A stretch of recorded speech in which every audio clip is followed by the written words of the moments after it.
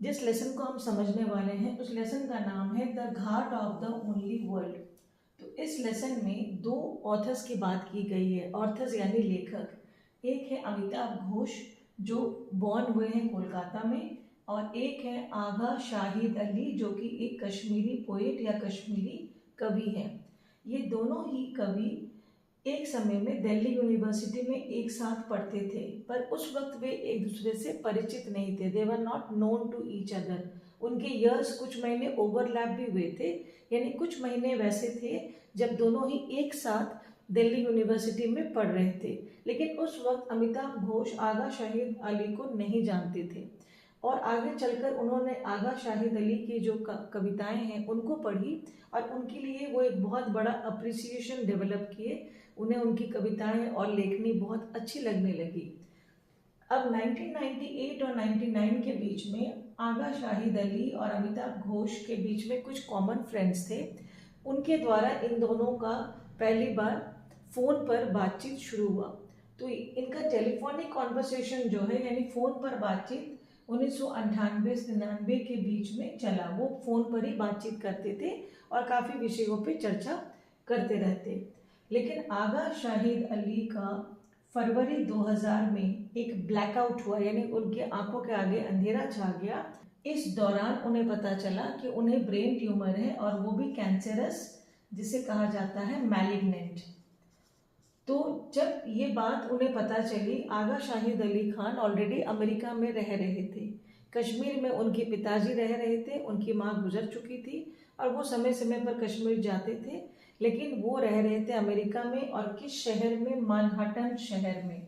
तो मैनहट्टन शहर में जब उन्हें ये पता चला फरवरी 2000 में कि उनके आँख के आगे जो अंधेरा छा रहा है वो इस ब्रेन ट्यूमर की वजह से है, तो वो अपने छोटी बहन के पास चले जाना ज़्यादा मुनासिब समझे।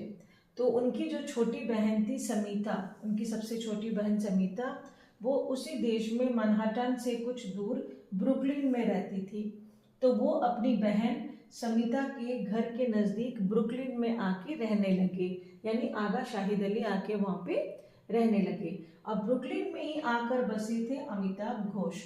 तो ब्रुकलिन शहर में दोनों की मुलाकात पहली बार टेलीफोन से आगे हुई। एक दूसरे के वो लोग आमने सामने आए, और उनकी जो ये परिचय है वो एक दोस्ती में तब्दील हुई। तो अमिताभ घोष ब्रुकलिन में थे, और वो उनके घर से केवल 8 ब्लॉक दूर थे, और इतने ही दूर थे कि वो अपने घर से उनके घर को देख भी पाते थे अगर वो स्टडी में बैठे। तो फरवरी 2000 में जब वो आए मैनहट्टन से ब्रुकलिन, आगा शाहिद अली और अमिताभ घोष के बीच जो फ्रेंडशिप है वो बढ़ी। और अमिताभ घोष ने शाहिद की 1997 में लिखी हुई एक कविता की संकलन the country without a post office पढ़ी थी, जिसमें कश्मीर पर भी कुछ चर्चाएं थी। तो वो पढ़कर उनका जो अप्रिसिएशन था वो काफ़ी बढ़ा था, वो काफ़ी फैन हो गए थे शाहिद के कार्यों की। अब लेकिन इन दोनों की दोस्ती जब आगे बढ़ी तो शाहिद बहुत ही मिलनसार थे और मेल जोल बढ़ा के रखते थे। उनके घर में अक्सर लोगों का आना जाना लगा होता था, अच्छा भोजन पकाते थे, खिलाते थे, म्यूज़िक के शौकीन थे, कविताओं के शौकीन थे। पर एक बार 25 अप्रैल 2001 की बात है कि अमिताभ घोष ने शाहिद को फ़ोन किया कि उन्हें कहीं जाना है, कि आप तैयार हैं कि नहीं। तब इस बात पर अचानक से उनके आँख के सामने दोबारा से एक हल्का सा ऐसा लगा कि अंधेरा छा गया। तो शाहिद को कहीं ना कहीं इस बात का अंदाज़ा था कि उनकी मौत नज़दीक है। तो उन्होंने बिल्कुल स्ट्रेट वे में अपने फ्रेंड से कहा कि अमिताभ, व्हेन इट हैपन्स, यानी कि जब मेरी मृत्यु होगी, I hope you will write something, मैं उम्मीद करता हूँ कि तुम मेरे बारे में कुछ लिखोगे। क्योंकि एक लेखक चाहता है कि उसके बारे में सिर्फ लोग बोले नहीं, वो उसके बारे में पढ़े। और उन्हें लग रहा था कि चूंकि ये मेरे बहुत करीब हैं तो ये मेरे बारे में लिख सकते हैं। और अप्रैल से लेकर दिसंबर के बीच में अमिताभ घोष ने शाहिद की जितनी भी बातें रिकॉर्ड हो सकती थी वो सारी लिखनी शुरू की। 25 अप्रैल के बाद से एक एक नोट करते थे कि वो किस चीज़ के शौकीन थे, उन्होंने कौन सी बातें बताई थी कश्मीर के बारे में, अपने दिल की इच्छा के बारे में। और अंततः शाहिद ब्रेन ट्यूमर से दिसंबर 8, 2001 सुबह 2 बजे वो उनकी मृत्यु हो गई। और उनकी मृत्यु के पहले उन्होंने इच्छा जताई थी कि मैं कश्मीर जाना चाहता हूँ, कश्मीर जाकर वहाँ के जो भी विवाद हैं ज़मीन को लेकर वो मैं सुलझाना चाहता हूँ, वसीयत अपनी बनाना चाहता हूँ, विल, ताकि मैं जो परेशानी का सामना किया हूँ मेरे भाई बहन ना करें। लेकिन फिर कुछ लॉजिस्टिक इश्यूज आने जाने की परेशानियों की वजह से उन्होंने फिर अपना मन बदल लिया।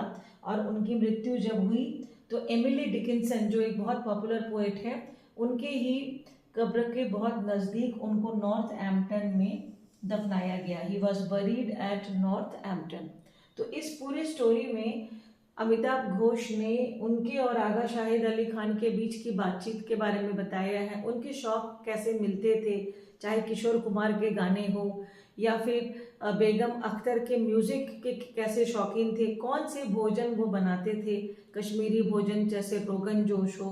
तो इन तमाम जानकारी को उन्होंने इस पार्ट में देने का काम किया है।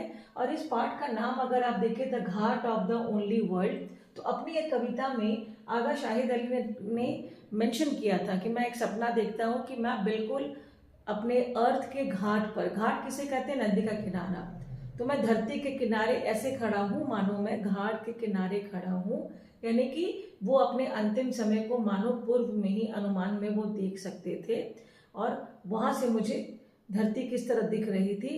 तो इन्हीं जो उनकी सोच थी, इसी सोच से इस पाठ का शीर्षक निकला है the Ghat of the only world. क्योंकि मृत्यु के पश्चात हम किस दुनिया में जाएंगे, उस दुनिया में वो आफ्टर लाइफ है भी कि नहीं है ये हमें नहीं पता है, कि मरने के बाद फिर लोग जिंदा होते भी है कि नहीं। तो शाहिद अली यही बात बताते थे कि अगर मरने के बाद एक और ज़िंदगी मुझे मिलेगी तो मैं अपनी माँ से मिलना चाहूँगा। और वो खुद को इमेजिन करते थे कि मैं कैसे बिल्कुल अपने लाइफ के अंतिम पड़ाव पर खड़ा हूँ, जैसे कि घाट के किनारे खड़ा हूँ, और वो उस दूसरी दुनिया के बारे में कल्पना करते थे। तो इस तरह से पूरे लेसन में वो पास्ट और प्रेजेंट में अपने और शाहिद अली के बारे में जो उनकी बातचीत है, जो उनके शौक है, उनके बारे में बातचीत करते हुए आपको दिखेंगे।